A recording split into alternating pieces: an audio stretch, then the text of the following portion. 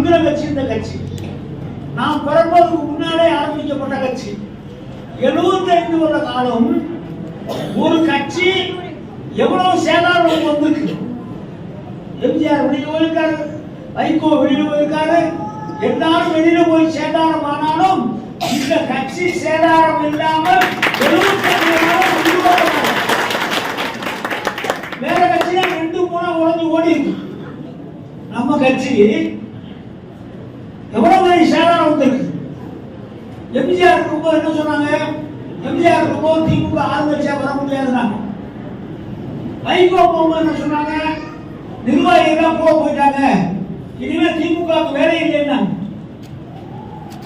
அதையெல்லாம் தாண்டி கலைஞர் என்று சொல்லக்கூடிய ஒரு மனுஷன்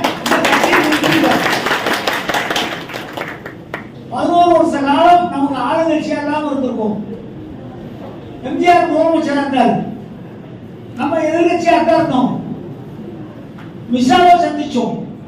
எல்லாம் சந்திக்க பிறகும் 75 ஆண்டு காலம் கட்சி இருக்கு சொன்னால் அதுக்கு காரணம் நீங்க தான். கொள்கை பிடிப்போடு இருக்கிறீர்கள். என் கட்சி எது? திமுக. எங்க அப்பா கட்சி எது? திமுக.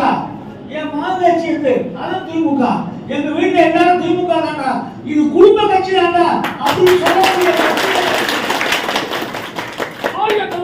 யாராவது ஒருத்தர் சொன்னாலும் வச்சுக்குவோம், குடும்ப கட்சி தான்ப்பா. எங்க அப்பா திமுக இருந்தாரு, நான் திமுக இருக்கேன், என் பையன் திமுக தான்ப்பா. குடும்ப கட்சி தான் கட்சி. என் குடும்பம் திமுக தான் இருக்கும். இதுல குடும்ப கட்சி சொல்றது எனக்கு பெருமை. இதை சொல்லக்கூடிய தைரியம் உள்ளவர்கள் தான் திமுக நாம தான் இருக்கும். நாம் இந்த கட்சியை உண்டாக்கி இருக்கிறோம், உயிரோட்டமா வச்சிருக்கோம்.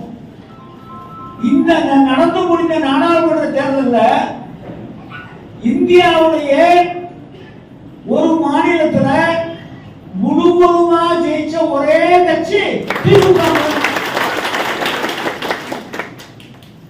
40க்கு 40 ஜெயிப்போம் தலைவர். நம்ம கூட்டணியில் இருக்கவங்க கூட சந்தேகம், 40க்கு 40 எப்படி ஜெயிப்போம்? ஏதாவது 1-2 சேதாரம் வராங்க. தலைவர் சொன்னார், இல்லை, என் தம்பிமார்கள் இருக்கிறார்கள், 40க்கு 40 வெற்றி பெற செய்து கொடுப்பார்கள் சொன்னார்கள். நாம் 40க்கு 40ஐயும் நாம் ஜெயித்து கொடுத்து இந்தியாவிலே திமுக என்று சொன்னால் அது தமிழ்நாடு பூரா திமுக தான் என்று சொல்லக்கூடிய அந்த சூழ்நிலையை உண்டாக்கியவர்கள் நாம் தான். நம்முடைய முதலமைச்சருக்கு மிகப்பெரிய மரியாதை. இந்த இந்தியா கூட்டணி எந்த தலைவருக்கு மரியாதைன்னா நம்ம தலைவருக்கு தான் மரியாதை. இப்ப என்ன சொல்லிட்டாரு? எம்எல்ஏ எலெக்ஷன் வருது, 1.5 வருஷம் தான் இருக்கு. நமக்கு 200 சீட் ஜெயிக்கணும். 234 சீட்ல 200 சீட் ஜெயிக்கணும். 200 சீட் ஜெயிக்கணும். ஜெயிக்க போறோம். ஜெயிக்கிறோம். முதலமைச்சராக தளபதி தான் வர்றார். முதலமைச்சர் யார் வர்றா? தளபதி வர்றார். 200 சீட் ஜெயிக்கிறோம். நாட்டு மக்கள் நமக்காக இருக்காங்க. நம்ம என்னென்ன காரியங்கள் நம்மளை பார்த்துதான் பக்கத்து மாநிலத்துக்காரன் கூட நம்ம என்ன செய்யணுமோ அதையே பார்க்கலாம்.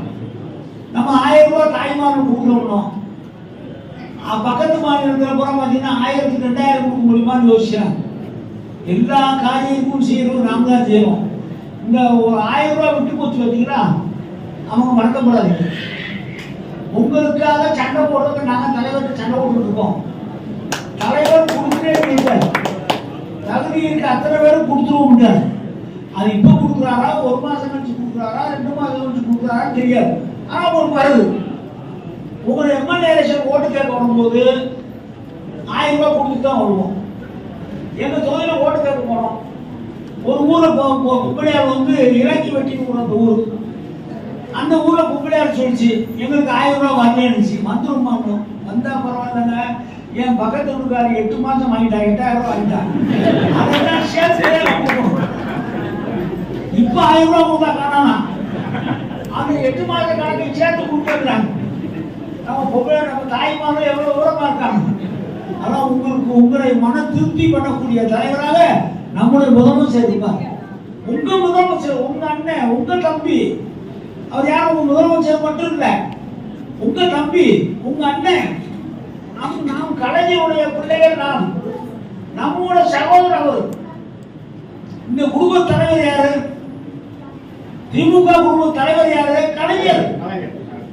கலைஞர் மகன் தளபதி ஸ்டாலின். தளபதி ஸ்டாலின் நம்ம யாரு? திமுக குடும்பம். நமக்கு சகோதரராக இருக்காரு. சரி, இந்த கட்சிக்கு எத்தனை வருஷத்துக்கு போட போறோம்? இன்னும் ஒரு 25 வருஷ காலத்துக்கு இந்த கட்சியை யாரும் அசைக்க முடியாது. இந்த கட்சியை யாரும் அசைக்க முடியாது. ஏன் அசைக்க முடியாது? அண்ணா இருந்தார். அண்ணா இறந்தோம்னு சொன்னாங்க. இந்த திமுக போயிடுச்சு, அவ்வளவுதான். அண்ணா இறந்துட்டாரு, இனிமே சண்டை போட்டுக்குவாங்க, திமுகவே இருக்காது. கலைஞர் வந்தார். கலைஞர் வந்து இறந்தவங்க சொன்னாங்க திமுக நீங்க அவ்வளவுதான். கலைஞரோட கூட ஜெயிச்சு காட்டியிருக்காரு நம்ம தளபதி. கலைஞரோட நாடாளுமன்ற தேர்தலில் கூட ஜெயிச்சு காட்டியிருக்காரு நம்ம தளபதி. அப்பனுக்கு தப்பாம பிள்ளையா வந்து பாத்தீங்கன்னா உதயநிதி வந்திருக்காரு. அடுத்து யார் வருவா? உதயநிதி ஸ்டாலின் வர. அவன் தாத்தாவை மிஞ்சி இருக்காரு. அவன் தாத்தாவை மிஞ்சி உதயநிதி இருக்காரு. அவன் அப்பா மிஞ்சி இருக்காரு. உழைக்கிறார், உழைக்கிறார், ஓடுறார், ஓடுறார். திமுக என்பதே ஓடிக்கொண்டே இருக்க. எப்போ ஒரு ஆத்துல தண்ணி ஓடிக்கிட்டே இருந்தாலும் ஆறு ஓடாம நின்று வச்சுக்கோன்னா மண்ணு தான் நிற்கும். திமுக ஓடுற கட்சி. தண்ணி ஓடிக்கிட்டே இருக்கு, ஆத்துல தண்ணி ஓடிக்கிட்டே இருக்கும். இதுல நம்ம எல்லாம் ஓடிக்கிட்டே இருப்போம். ஓடி ஓடி ஓடி ஓடி ஓடிதான் பொதுமக்களை சந்திப்போம். பொதுமக்களை சந்திக்கிற ஒவ்வொருவரும் நாம் திமுக காரணம் சொல்லணும். இன்னொன்று வச்சுக்க, நமக்கு தான் பெருமை.